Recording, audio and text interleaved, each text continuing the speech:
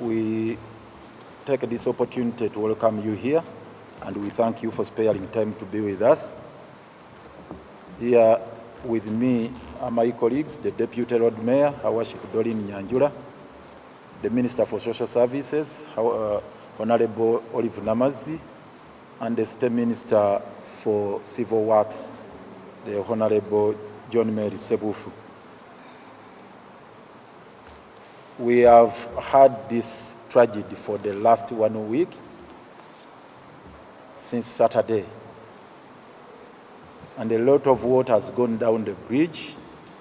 First of all, we thank you for relaying all the information concerning this particular tragedy, right from the scene there at the site in Kiteezi, and all the places where we have visited in search of the alternative disposal sites, and here at State Hall.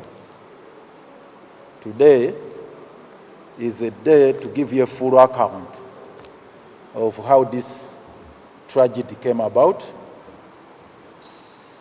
the initial steps that had been taken prior to that unfortunate incident, and also the interventions that we are putting on table as the State Executive Committee. We understand Cabinet is scheduled to sit on Monday to take a decision on specific interventions and the way forward.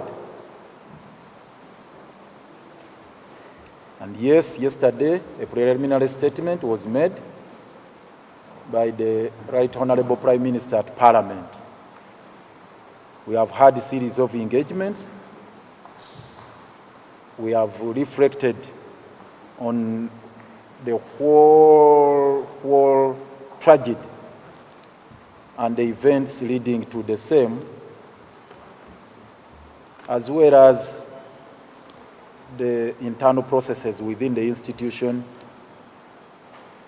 and came to a position that we must present precise and concise interventions in the wake of this tragedy to the Office of the Prime Minister for onward transmission to Cabinet, which is going to convene on Monday. Hence, this press briefing. So the briefing today is about those specific interventions we are suggesting or we are putting on table as the State Executive Committee. First of all, to deal with the emerging issues, to respond to the tragedy, but also to work out medium and long-term solutions in a very sustainable manner going forward. So our resolutions are well documented here, and a copy of this will be circulated to you, of the statement or the instrument we have prepared to be presented to the Right Honorable Prime Minister today, with the request that the same should be presented to Cabinet for consideration. And this is what we want to read before you. General overview. It's an ignominious fact that Uganda has not had a national functional landfill since we attained independence in 1962. Kiteezi dumpsite, which started its operations in 1996 as a small dump site and later upgraded to an engineered facility in 2001, has never at any one moment functioned as a modern landfill and was meant to be decommissioned in 2015. Since then, mountains of garbage have been piling up and the whole dump site has been a disaster in waiting. Premised on the foregoing ominous situation, KCCA took a frantic decision in 2016 to procure 136 acres of land at Dundu in the Mukono district for purposes of setting up a state-of-the-art recycling plant, which has never come to fruition due to want of funds. Consequently, processes of decommissioning Kiteezi dumpsite were commenced with a study that was conducted by Messrs. Queensland and Leeds Consult Engineers in association with Air, Water, Earth, that is AWE, and a report thereof was published in 2001, that is in October. Wherein they raised a red flag regarding the impending catastrophe at Kiteezi. That report, which was made by COWI, a copy of which we shall circulate here, they raised a red flag about the impending catastrophe at Kiteezi in 2001.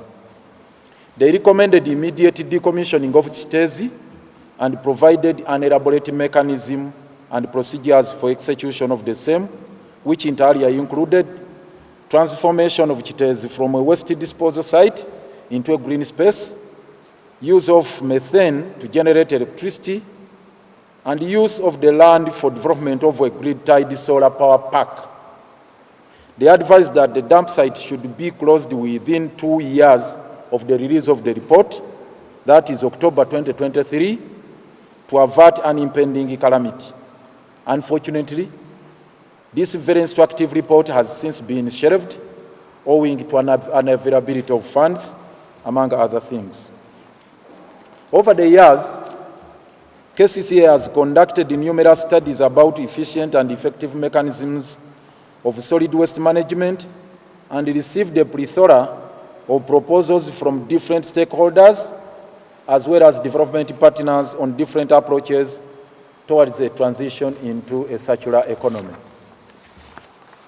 With the support from World Bank, KCCA took a giant step towards generating electricity out of solid waste by developing a blueprint at the Ether 2 planned modern landfill at Dundu, located 40 kilometers from Kampala, where energy would be generated out of biomass in line with NDP 3, Vision 2040, and the National Energy Policy of 2019.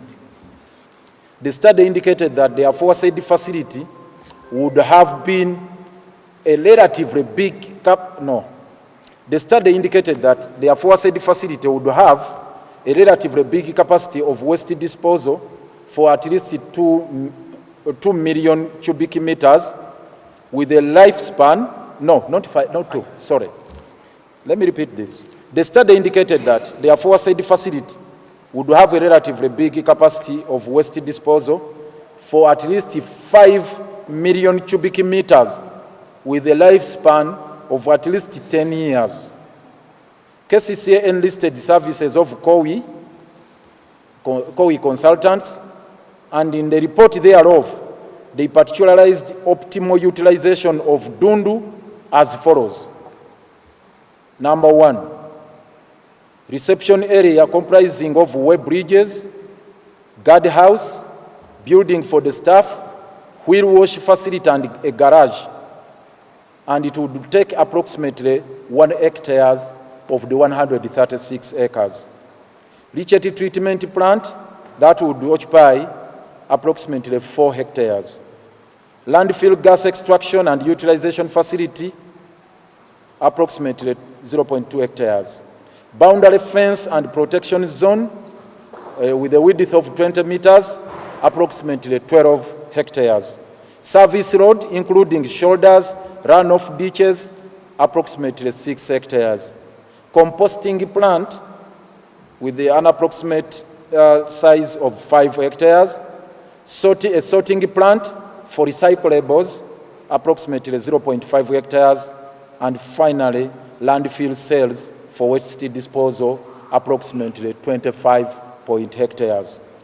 Considering the totality of the aforesaid breakdown against the proposed average filling height of 25 meters, the consultants estimated the available capacity at Dundu to be 6.4 million cubic meters with 1 meter capping.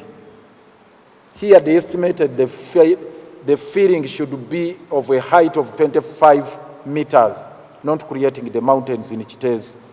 With that level, they estimated that Dundu would be having a capacity of 6.4 million cubic meters of garbage with 1 meter capping. You remember earlier on we talked about the capacity of 5 million cubic meters. Of course, with this one, there is that level of capping. Regrettably, this blockbuster and grandiose plan appears to be a stillbirth or a mirage, largely on account of the perennial financial constraints challenge. Crucial as it is, this mega project has been classified under unfunded priorities in the previous financial year 2023-2024, standing at Uganda shillings 190 billion. And this financial year, the one we are talking about, 2024-2025, it shot up to a whooping sum of 235.5 billion Uganda shillings. Our relentless efforts in getting this project off the ground through a private-public partnership, PPP, with the foreign investors have equally been thwarted and frustrated by the unreasonable government policy of capping the power purchase price, call it tariff, at 5 cents per megawatt. The institution of KCCA and the government in general would be able to produce and transmit to the national grid 60 megawatts of electricity from the approximately 2,500 tons of garbage generated from Kampala every day. However, the proposal from all potential investors have put the purchase price in a range of 8 to 11 cents and have accordingly declined the government offer of 5 cents per megawatt, which is way below the expected returns on investment. Just an explanatory note here. Government has put a capping on the power purchase price at 5 cents. Yet the proposals from the investors, it's in the range of 8 to 11 cents per megawatt, meaning there is a stalemate between the investors, the potential investors, and the government or KCCA, leading to the current deplorable situation we are in. Concerned by the dire state of affairs, the State Executive Committee took a firm decision early January 2024 to cause an immediate decommissioning of Kiteezi dumpsite under all circumstances. Accordingly, an official site visit was conducted at Kiteezi to assess the gravity of the situation. Our findings were quite shocking and gut-wrenching, given the deplorable state of the entire facility, with huge mountains of garbage and rotten installations like the leachate treatment plant, which was at that particular moment moribund for the last 1 decade, a way bridge, which was also not functional, as well as the generator. If you looked at it before the incident, you will also be shocked. ETC. We were literally dumbstruck and at the site of what was existing at Kiteezi, and we vowed to force the closure of Kiteezi without any further delay, after sensing an imminent danger, which posed an imminent danger it posed to the communities around within the vicinity. Indicated that decommissioning of Kiteezi required Uganda shillings 26 billion, which was not readily available. The same decision of decommissioning Kiteezi was incorporated in our policy agenda for 2024-2025, dated 4th June 2024. I wish I had a copy here to show it to you. But as usual, it was relegated to unfunded priorities with management, which management put at a sum of Uganda shillings 70 billion in this financial year budget. We are going to give you a copy of the approved budget for this financial year, and you have also seen the policy agenda for the same year. Kiteezi has been high on the agenda for decommissioning. Previously, management put it at 26 billion last financial year. So this financial year, when we demanded that they should budget for decommissioning of Kiteezi, they put it at a whooping sum of 70 billion. And the whole of it, unfunded priority. Previous financial year, unfunded priority. Even this current budget, it's 70 billion unfunded priority.